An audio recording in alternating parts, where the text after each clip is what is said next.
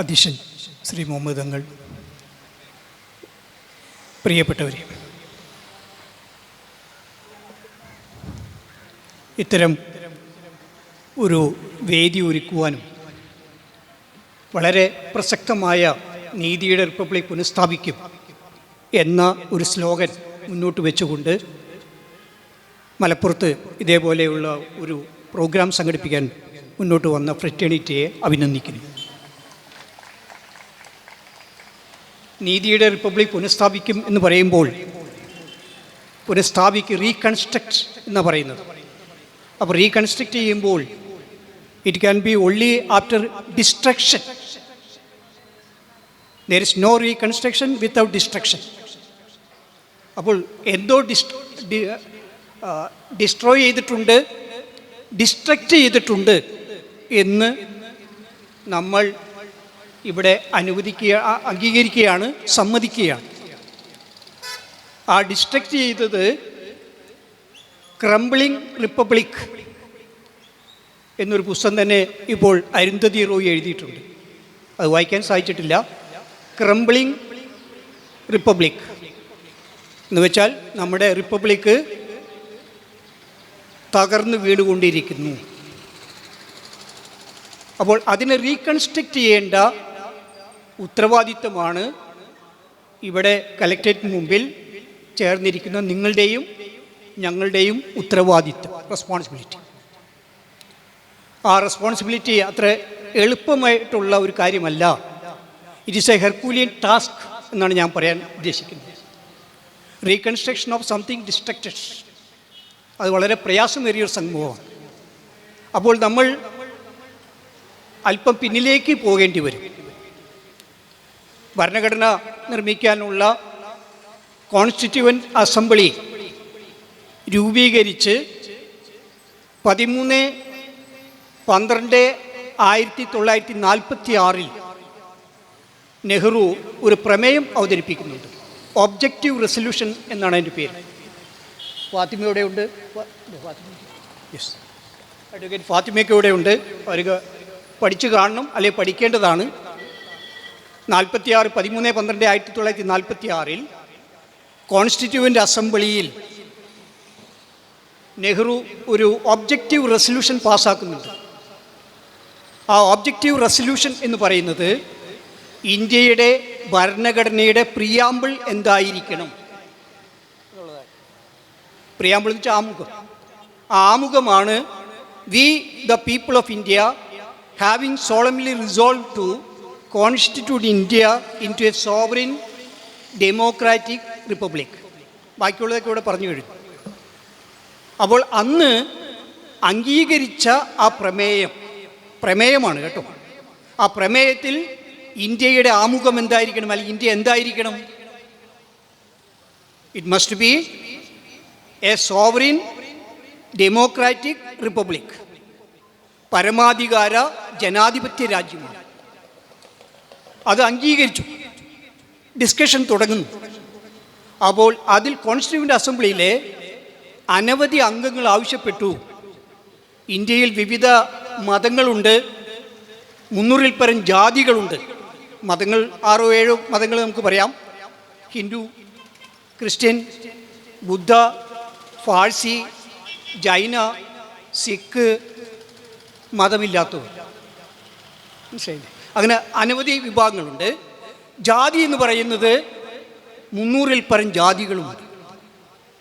അപ്പോൾ അതുകൊണ്ട് constituent assembly discussion വന്നപ്പോൾ വളരെ ഉത്തരവാദിത്തപ്പെട്ട അംഗങ്ങൾ ആവശ്യപ്പെട്ടു, ഇന്ത്യയുടെ പ്രിയാമ്പിളിൽ, ഭരണഘടനയുടെ പ്രിയാമ്പിളിൽ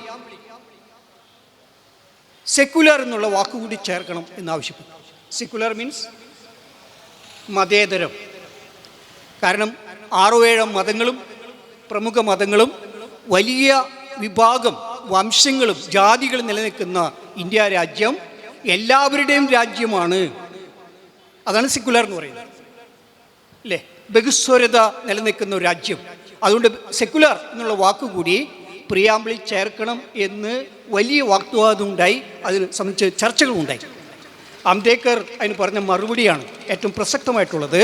അത് 46-കളിലും 47-ലും 48-ലും 49-ലും അത് വളരെ പ്രസക്തമായിരുന്നു. ഇന്ന് അത് വളരെ പ്രസക്തമായിരിക്കുന്നു. അംബേദ്കർ പറഞ്ഞത് India is always secular and India would remain secular. India എക്കാലവും മതേതരമാണ്, മതേതര രാജ്യമാണ്. ഇന്ത്യ എക്കാലവും മതേതര രാജ്യമായി തുടരുകയും ചെയ്യും എന്ന് അദ്ദേഹം അഷുറൻസ് കൊടുക്കുകയാണ് ചെയ്തത്. അതുകൊണ്ടാണ് അന്നത്തെ ഭരണഘടനയുടെ പ്രിയാമ്പിളിൽ സെക്കുലർ എന്നുള്ള വാക്കില്ലാതെ വന്നത്. മനസ്സിലായില്ലേ? പക്ഷേ ഇപ്പോഴത്തെ ഭരണഘടനയുടെ പ്രിയാമ്പിളിൽ 1/4/1976 മുതൽ അടിയന്തരാവസ്ഥ കാലത്ത് ശ്രീമതി ഇന്ദിരാഗാന്ധി കൊണ്ടുവന്ന 42ാം ഭരണഘടന ഭേദഗതി മുഖാന്തരമാണ് ഇന്ത്യൻ ഭരണഘടനയുടെ ആമുഖത്തിൽ സെക്കുലർ എന്നുള്ള വാക്ക് ചേർക്കുന്നത്. ഒരു വാക്ക് ചേർത്തത് കൊണ്ട് ഇന്ത്യ രാജ്യം സെക്കുലർ ആകുമോ? ഈ നഗരത്തിൻ്റെ പേരെന്താ? വാര്യൻകുന്നൻ നഗർ എന്നാണ് ഇതിൻ്റെ പേര്. എന്താ വാര്യൻകുന്നൻ പ്രോമിനൻ്റ് ആകുന്നത് എങ്ങനെയാ? 1925 കാലത്ത് അല്ലെങ്കിൽ അതിനു മുമ്പും ഇവിടെ ബ്രിട്ടീഷുകാർക്കെതിരെ, അതോടൊപ്പം തന്നെ ബ്രിട്ടീഷുകാരുമായി ചേർന്ന് നിൽക്കുന്ന ജന്മികൾക്കെതിരെ സമരം സംഘടിപ്പിച്ച ഒരു നേതാവാണ് വാര്യംകുന്നത്ത് കുഞ്ഞഹമ്മദ് ഹാജി. അപ്പോൾ ബ്രിട്ടീഷുകാർക്കെതിരെ സമരം സംഘടിപ്പിച്ചപ്പോൾ ബ്രിട്ടീഷുകാരോട് കൂറ് പ്രഖ്യാപിച്ചുകൊണ്ട് ഒപ്പം നിന്നത് ഇവിടെയുള്ള മനകളും കോവിലകങ്ങളും അതേപോലെ ഹിന്ദുത്വ വരേണ്യവർഗങ്ങളുമാണ്. അതുകൊണ്ട് എന്തുണ്ടായി? ഇവിടുത്തെ മുസ്ലിങ്ങൾ, അതോടൊപ്പം തന്നെ പണിയെടുക്കുന്ന, വയലിൽ പണിയെടുക്കുന്ന കർഷകരും കർഷക തൊഴിലാളികളും ഈ മുസ്ലിങ്ങളോട് ഒരുമിച്ച് നിന്നുകൊണ്ട് ബ്രിട്ടീഷുകാർക്കെതിരെ കലാപം ചെയ്തു. അതിനാണ് എന്ത് പറയുന്നത്? അതിനെ ബ്രിട്ടീഷുകാർ നാമകരണം ചെയ്തത് മാപ്പിള കലാപം. പക്ഷെ അത് ഇന്ത്യ ചരിത്രത്തിൽ ഇന്ത്യയുടെ ഒന്നാമത്തെ സ്വാതന്ത്ര്യ സമരമായിരുന്നു. ആ സമരത്തിന് നേതൃത്വം കൊടുത്തത് ഈ പറഞ്ഞ വാര്യംകുന്നത്ത് കുഞ്ഞഹമ്മദ് ഹാജിയും അതോടൊപ്പം അനവധി ശ്രേഷ്ഠ രക്തസാക്ഷികളുമാണ്. മനസ്സിലായില്ലേ? അപ്പോൾ ആ സമരത്തിൽ ഏതാനും ഹിന്ദുക്കൾ മരിക്കുകയുണ്ടായി. സ്വാഭാവികമാണ്.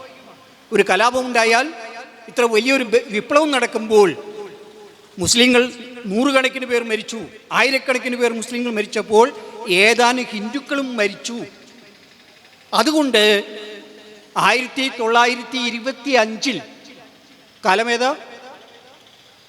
1925 നാഗപ്പൂർ എന്ന് പറയുന്ന ഒരു സ്ഥലത്ത്, മഹാരാഷ്ട്രയിലുള്ള നാഗപ്പൂര്, ഇന്ത്യയിലെ പ്രബുദ്ധരായിട്ട് എന്ന് പറയപ്പെടുന്ന ഹിന്ദുക്കൾ യോജിക്കുകയും അവർ കൂടിച്ചേരുകയും 1925 ഹിന്ദുക്കൾക്കെതിരെ മുസ്ലിങ്ങൾ വാൾ ഓങ്ങിയിരിക്കുന്നു, ഇന്ത്യയിലെ ഹിന്ദുക്കളെ നശിപ്പിക്കാൻ വേണ്ടി മലപ്പുറം ജില്ലയിൽ, അന്ന് മലപ്പുറം ജില്ലയില്ല, കേരളത്തിൽ വള്ളുവങ്ങാട്, ഏറനാട് താലൂക്കുകളിൽ, 2 താലൂക്കാണ്, ആ താലൂക്കുകളിൽ മുസ്ലിങ്ങൾ സംഘടിച്ചിരിക്കുന്നു.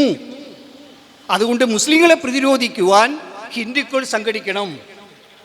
വളരെ എളുപ്പത്തിൽ, വളരെ കറൻസി കിട്ടുന്ന, വളരെയധികം സർക്കുലേഷൻ കിട്ടുന്ന ഒരു കറൻസിയാണത്.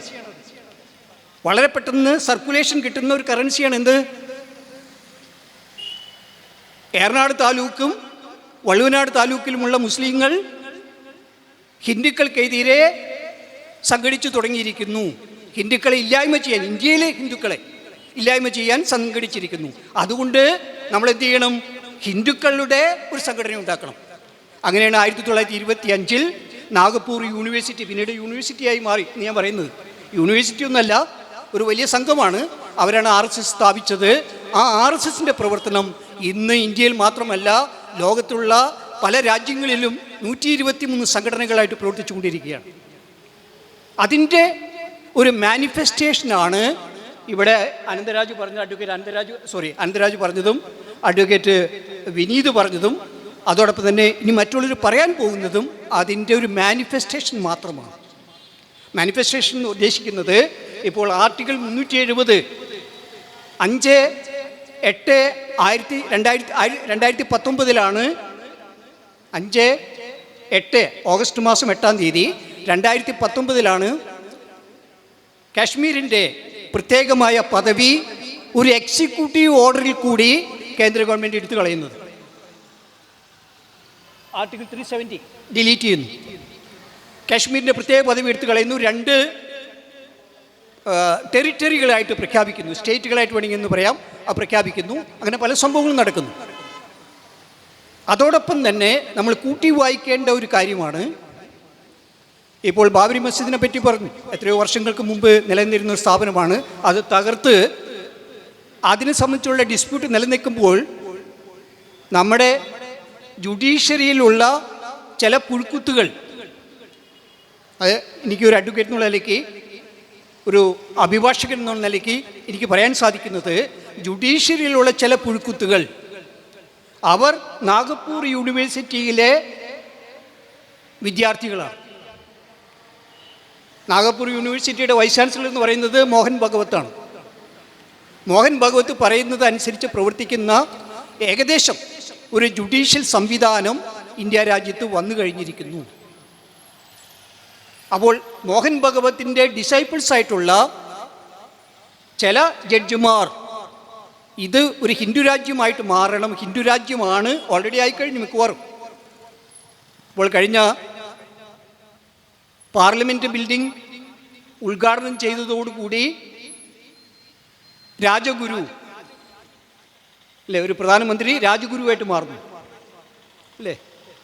ഒരു പ്രധാനമന്ത്രി രാജഗുരുവിൻ്റെ സ്ഥാനം വഹിച്ചുകൊണ്ട് അവിടെ പോയിട്ട് ഒരു ചെങ്കോൽ സ്ഥാപിച്ചുകൊണ്ട് പാർലമെൻറ്റ് മന്ദിരം ഉദ്ഘാടനം ചെയ്യുന്നു.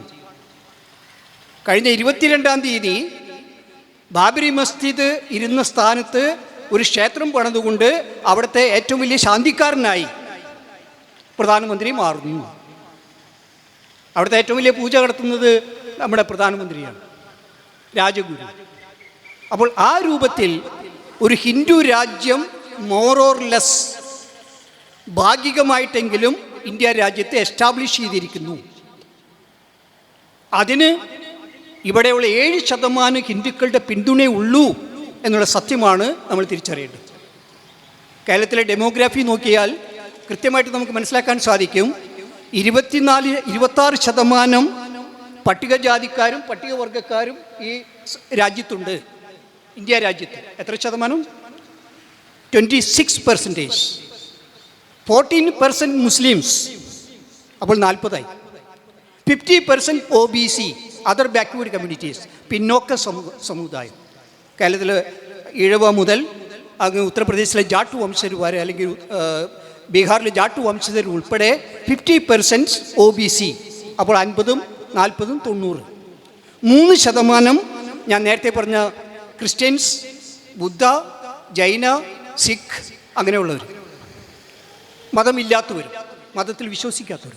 ബാക്കി 7% മാത്രമാണ് ഈ ബ്രാഹ്മണിക്കൽ ഓർഡർ എന്ന് പറയുന്ന 3000 വർഷങ്ങൾക്ക് മുമ്പ് ഇപ്പോഴത്തെ റഷ്യയുടെ പടിഞ്ഞാറ് ഭാഗത്തുള്ള കടൽ തീരത്ത് അധിവസിച്ചിരുന്ന കാസ്പിയൻ എന്ന് പറയുന്ന കാസ്പിയൻ കടൽ തീരത്ത് താമസിച്ചിരുന്ന ഒരു നൊമാഡിക് ക്ലാസ്, സഞ്ചാരികളായിട്ടുള്ള ഒരു വിഭാഗം അവിടെ നിന്നും യാത്ര പുറപ്പെട്ട് ഒരു വിഭാഗം ജർമ്മനിക്ക് പോയി, മറ്റൊരു വിഭാഗം ഇറാൻ, അഫ്ഗാനിസ്ഥാൻ, വിന്ധ്യ പർവ്വതം കടന്ന് ഇന്ത്യയിലെ പഴയ പാകിസ്ഥാൻ, അല്ലെങ്കിൽ ഇന്നത്തെ പാകിസ്ഥാൻ, പഴയ ഇന്ത്യയുടെ ഭാഗമായിട്ടുള്ള അതെല്ലാം കടന്ന് സിന്ധു നദിയുടെ തീരത്തെത്തി കാശ്മീരിൽ. അവർ സംസ്കൃത ശ്ലോകം, ദൈവത്തിൻ്റെ ഭാഷ ഉച്ചരിച്ചുകൊണ്ട് കാശ്മീർ മുതൽ കന്യാകുമാരി വരെ യാത്ര ചെയ്തു. അപ്പോഴേക്കും ഇന്ത്യയിലുള്ള അവർണരായിട്ടുള്ള നമ്മുടെ ജനസമൂഹം അവരുടെ സ്വത്തുക്കൾ മുഴുവൻ ഇവർക്ക് അടിയറ വെച്ചു. അങ്ങനെയാണ് ഇന്ത്യ രാജ്യത്തെ സമ്പത്ത് ഇവിടുത്തെ 7% വരുന്ന ബ്രാഹ്മിൻസിൻ്റെ കയ്യിലേക്ക്, അല്ലെങ്കിൽ ഹിന്ദുത്വവാദികളുടെ കയ്യിലേക്ക് എത്തുന്നത്. ഇന്നും അതിന് മാറ്റം വരുത്തുവാൻ മാറി മാറി വന്ന ഭരണകൂടങ്ങൾക്ക് സാധിച്ചിട്ടില്ല. ഇനി നമ്മുടെ ഭരണഘടനയുമായിട്ട് ബന്ധപ്പെട്ട 1-2 കാര്യങ്ങൾ പറഞ്ഞിട്ട് അവസാനിപ്പിക്കാം. ഭരണഘടനയുടെ ഡിസ്കഷൻ സമയത്ത് ഇൻകുലാബ് സിന്ദാബാദ് ഒരു വാക്യമുണ്ടല്ലോ, ഇപ്പോൾ നമ്മൾ ഇവിടെ മുഴങ്ങിക്കേട്ടു, ഇൻകുലാബ് സിന്ദാബാദ്. അത് ആദ്യമായിട്ട് ഇന്ത്യയിൽ കൊണ്ടുവന്നത് നമ്മുടെ കോൺസ്റ്റിറ്റ്യൂവൻ്റ് അസംബ്ലിയിലെ ഒരു അംഗമായിരുന്ന മൗലാന ഹസ്രത്ത് മൊഹാനിയാണ്. മനസ്സിലായില്ലേ? മൗലാന ഹസ്രത്ത് മൊഹാനി അദ്ദേഹം പറഞ്ഞു, ഇന്ത്യയുടെ പേര് union of Indian socialist republic. പക്ഷേ കോൺസ്റ്റിറ്റ്യൂവൻ്റ് അസംബ്ലി റിജക്റ്റ് ചെയ്തു. ഓർഗനൈസർ എന്ന് പറയുന്ന RSSൻ്റെ പ്രധാനമായിട്ടുള്ള പത്രം 2 ലക്കം പ്രസിദ്ധീകരിച്ചത്, അതിൽ ഒരു ലക്കത്തിൽ പറഞ്ഞത്, ആ കാലത്ത് 48-49 കാലത്ത് ഒരു ലക്കത്തിൽ പറഞ്ഞത് ഇന്ത്യയുടെ ദേശീയ പതാകയുടെ നിറം കാവി ആയിരിക്കണം എന്ന് ഓർഗനൈസർ ആവശ്യപ്പെട്ടു. പക്ഷേ തിരസ്കരിക്കപ്പെട്ടു. മറ്റൊരു ഓർഗനൈസർ അതിൻ്റെ ഒരു ലക്കത്തിൽ പറഞ്ഞു, ഇന്ത്യയുടെ ഭരണഘടന അത് ബ്രിട്ടൻ്റെയും ജർമ്മനിയുടെയും അമേരിക്കയുടെയും കോപ്പി ചെയ്തതാണ് ഇന്ത്യൻ ഭരണഘടന ഡ്രാഫ്റ്റ്. അതുകൊണ്ട് അതിന് പകരം മനുസ്മൃതി ഇന്ത്യയുടെ ഭരണഘടനയാക്കണം എന്നാണ് അവരാവശ്യപ്പെട്ടത്. ആലോചിച്ച് നോക്കൂ, എത്ര ഭീകരമാണ്. HV കമ്മത്ത് എന്ന് പറയുന്നൊരു മെമ്പറുണ്ട് കോൺസ്റ്റിറ്റ്യൂവൻ്റ് അസംബ്ലിയിൽ. അദ്ദേഹം പറഞ്ഞത്, ദൈവത്തിൻ്റെ നാമത്തിൽ, അതായത്